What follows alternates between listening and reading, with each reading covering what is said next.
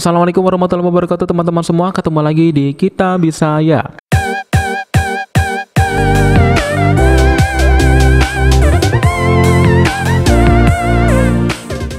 Baik teman-teman semua, gimana kabarnya hari ini? Baik ya, alhamdulillah. Kali ini kita akan membahas tentang 6 formasi teman-teman ya. 6 formasi yang campuran karena memang slide-nya pendek-pendek, jadi saya campur aja daripada saya pisah satu persatu. Oleh karena itu yang nama-namanya ada di sini kayak formasi kerjasama dan pemasaran Pemkab, jabatan pelaksana penelaah data SDA, kemudian peneliti ahli pertama, perumahan dan kawasan pemukiman, rekam medis dan juga sanitarian. Ini saya jadikan satu, silakan Anda nanti lihat videonya. Jadi nanti akan ada di sini semua ya teman-teman ya. Sebelum kita masuk ke pembahasan, alangkah lebih baiknya kalian harus mengatur pengaturan YouTube-nya supaya nanti nggak ngeblur ya. Kayak gini caranya. Jadi teman-teman ketika sudah masuk ke YouTube, jadi klik tanda titik 3 yang di sampingnya silang ini ya. Kemudian pilih kualitas video. Nah, setelah masuk ke kualitas video, nanti akan muncul 144, 240, 360, 480, dan 720. Nah, silakan teman-teman pilih yang 360, 480, atau 720 supaya bisa kelihatan jelas ya. Ya, setelah kalian atur untuk pengaturan YouTube-nya, insya Allah nanti nggak ngeblur lagi ya teman-teman ya. Oke, kita langsung masuk aja yang pertama. Jadi untuk yang formasi kerjasama pemasaran Pemkab ya, yang pertama itu adalah, jadi di sini formasi kerjasama dan pemasaran Pemkab yang pertama adalah pengertian ekonomi dari beberapa pakar. Nah ini ya, jadi ekonomi itu apa artinya? Silakan Anda cari. Kemudian yang kedua adalah ekonomi lokal dan global. Tuh maksudnya secara garis besar tuh gimana? Ya kan? Kemudian masuk ke pemasaran lokal dan global juga, dan juga organisasi perdagangan dunia ya. Itu apa? Organisasi perdagangan ya. Ingat itu teman-teman ya. Kemudian ada juga berkaitan dengan kurs mata uang. Nah, kurs mata uang, entah mata uang mana ya, entah itu rupiah ataupun luar negeri, saya nggak tahu. Kemudian yang keenam adalah berkaitan dengan perpajakan teman-teman ya. Kemudian barang-barang apa aja yang kena pajak. Kemudian ke-8 ada hubungan luar negeri ya, hubungan luar negeri. Kemudian yang ke-9 organisasi ASEAN itu apa ya. Kemudian perdagangan luar negeri. Kemudian yang ke-11 tujuan ekspor impor Indonesia itu apa. Kemudian bentuk kerjasama luar negeri itu apa aja ya. Jadi ini berkaitan dengan kerjasama dan pemasaran Pemkab teman-teman ya. Ini ada 12 poin ya yang harus Anda pelajari. Ya mungkin ini cuma sedikit ya, nggak semua ya. Oke, lanjut ya. Kita masuk ke jabatan pelaksana penelaah data sumber daya alam. Jadi berkaitan kebanyakan tentang tupoksi ya. Anda harus mempelajari tentang tupoksi dari jabatan yang Anda ambil di sini. Yang pertama adalah kode KCMI itu apa aja ya.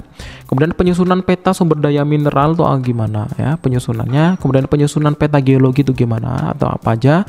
Kemudian klasifikasi sumber daya mineral batu bara itu gimana ya klasifikasinya. Kemudian tata cara penyusunan dan evaluasi laporan X bahan galian tuh gimana caranya. Ini banyak iya beneran ya. Ini lebih ke tupoksinya ya. Pedoman pelaporan sumber daya dan cadangan mineral batu bara tuh gimana caranya ya. Jadi soal ini pelaksana teman-teman ya. Jadi menelaah data-data yang berkaitan dengan sumber daya alam, terutama batu bara gitu ya. Kemudian spesifikasi penyajian peta RB ya, itu gimana, apa aja. Kemudian sama penyusunan neraca spasial sumber daya dan cadangan mineral batu bara ya, data aktiva, pasiva dan juga neraca. Lupa ya ini. Banyak juga banyakin di SNI aja. Apa ini maksudnya ya? SNI itu ya. Standar apa gitu palingan. Oke, itu ya teman-teman ya. Lanjut ke peneliti ahli pertama teman-teman. Jadi di sini ada peneliti ahli pertama, tidak ada soal tentang ASN. Nah, nggak ada berarti. Kemudian tidak ada juga soal tentang Kominfo teman-teman ya. Berarti nggak usah pelajari tentang hal itu. Kemudian ada juga HKI maksudnya. HKI itu apa? Kemudian yang keempat metode penelitian. Nah, metode penelitian ini teman-teman silakan Anda pelajari lagi untuk susunan-susunannya ya. Entah itu random sampling, itu banyak banget nih.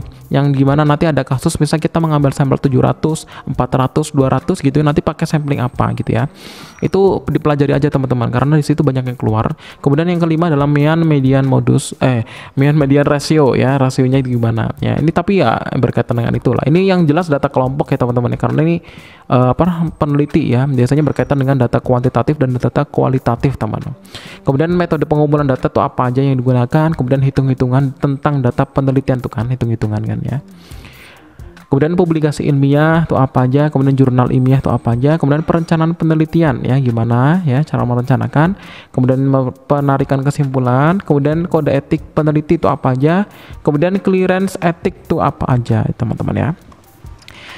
Oke, lanjut ya. Lanjutnya itu adalah untuk formasi perumahan dan kawasan pemukiman. Nah, ini lebih apa ya? Lebih spesifik lagi, nomor-nomornya udah kelihatan ya. Jadi yang pertama adalah geosintetik. Sintektik itu ada 2 soal yang keluar. Kemudian beton tuh ada 6 soal yang keluar. Kemudian jalan raya ada 1 soal yang keluar. Struktur bangunan ada 5, arsitektur ya, alat berat. Tapi di sini nggak dijelasin nih maksudnya gimana. Nggak sejelas yang tadi pertama awal yang punya teman-teman yang semua ya. Kemudian pondasinya ada 4, kemudian baja paling banyak hitungannya. Nah ini ya, baja paling banyak hitungannya. Kemudian pondasi cakar ayam nggak ada, beton precast ya itu ada 5, kemudian lahan kota ada 3, jembatan berkaitan dengan jembatan ada 3, kemudian tentang tanah ada 5, hutan kota ada 2, keramik ada 1 soal, perintah owner itu ada 1, kontrak kerja ada 2, utilitas itu 3, penjadwalan proyek itu 1, persampahan ada 1. Louis Sullivan ya, mungkin teori ya atau gimana ya, kurang lebih gitu teman-teman ya. Nanti silakan Anda pelajari ya teman-teman ya. Kemudian ada rekam medis. Nah, di rekam medis tanggal 2 September ini udah ada yang tes ya.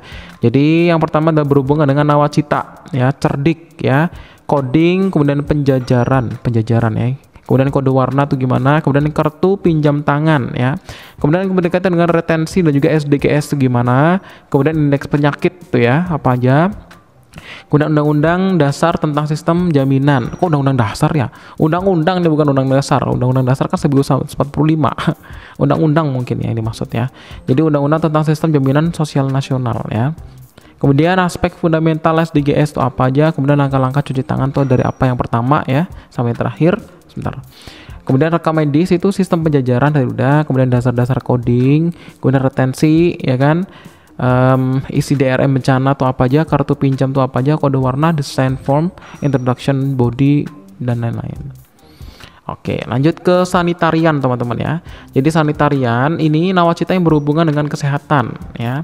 Kemudian yang kedua kebijakan SDGs berkaitan dengan kesehatan tuh apa aja. Kemudian SPM. Kemudian yang keempat kebijakan dasar puskesmas tuh apa aja. Kemudian yang kelima undang-undang tentang kesehatan ya. Silakan Anda pelajari undang-undangnya apa aja. Kemudian program pemerintah dalam pencegahan dan pengendalian penyakit dampak lingkungan tuh apa ya. Kemudian kepanjangan BPJS tuh apa. Kemudian pelayanan promotif preventif yang ditanggung oleh BPJS. Kemudian yang kelima adalah besarnya iuran BPJS itu berapa. Kemudian yang keenam Permenkes itu berkaitan dengan air bersih. Tapi kalau mau Permenkes berkaitan dengan air minum. Ada 2 ya. Jadi peraturannya berkaitan dengan air bersih itu nomor berapa tahun berapa. Kemudian yang berkaitan dengan air minum itu nomor berapa tahun berapa. Kemudian langkah-langkah CTPS ya. Hari CTPS itu kapan. Kemudian unsur-unsur yang ada dalam udara ya. Entah itu hidrogen, oksigen, CO2 dan lain-lain ya. Unsur-unsur ya. Berarti ada H, hidrogen, oksigen, O-nya ya. Kemudian ada juga nanti unsur-unsur yang lain ya. Seperti mungkin nitrogen juga mungkin ada ya. Kemudian nomor 11 langkah-langkah pengambilan sampel pada makanan tuh gimana caranya ya. Kemudian nomor 12 makanan yang tercemar bakteri Escherichia coli itu apa aja ya. Makanan yang tercemar tuh ciri-cirinya mungkin ya berkaitan dengan itu. Kemudian yang 13 ciri-ciri makanan yang tercemar tuh apa ya. Silahkan Anda cari nanti ciri-cirinya. Kemudian yang ke-14 contoh makanan yang mengandung formalin. Ciri-cirinya juga apa aja ya. Nanti ada makanan apa misal yang berkaitan dengan ini ya. Yang pakai formalin itu ciri-cirinya apa. Kemudian 15 ada juga jenis sampling udara. Jenis sampling udara silakan cari ini di metode penelitian sebenarnya. Kemudian ada juga nomor 16 ada house index ya. Anda harus mencari house indexnya itu gimana. Kemudian yang yang ke-17 botol yang digunakan untuk pengambilan sampel air.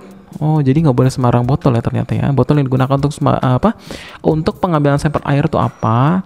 Kemudian yang ke-18 contoh kasus keracunan makanan. Oh, berarti nanti ada kasus nih teman-teman ya. Karena nanti menentukan entah itu obat yang cocok lah ataupun apa. Kok obat yang cocok. Ini emang kedokteran sanitarian tuh maaf.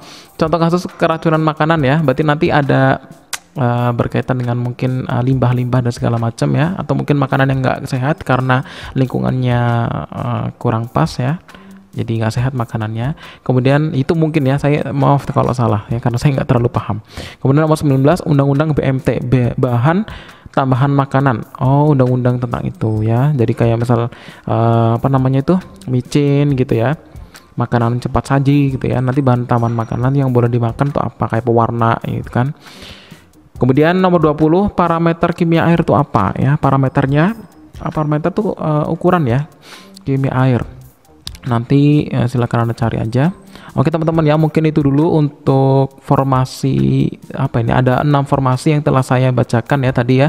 Silakan Anda pilih aja untuk kerjasama pemasaran PMK dan juga jabatan pelaksana penelaah data SDA, ahli pertama, kemudian perumahan kawasan pemukiman dan juga rekam medis serta sanitarian. Jadi ada 6, silakan Anda cari, silakan Anda pelajari ya, mudah-mudahan ini bermanfaat. Terima kasih, jangan lupa untuk klik tombol subscribe, juga klik tombol loncengnya dan juga jangan lupa untuk share ke teman-teman kalian kalau memang video ini bermanfaat teman ya. Terima kasih, ketemu lagi di video selanjutnya. Assalamualaikum warahmatullahi wabarakatuh teman-teman.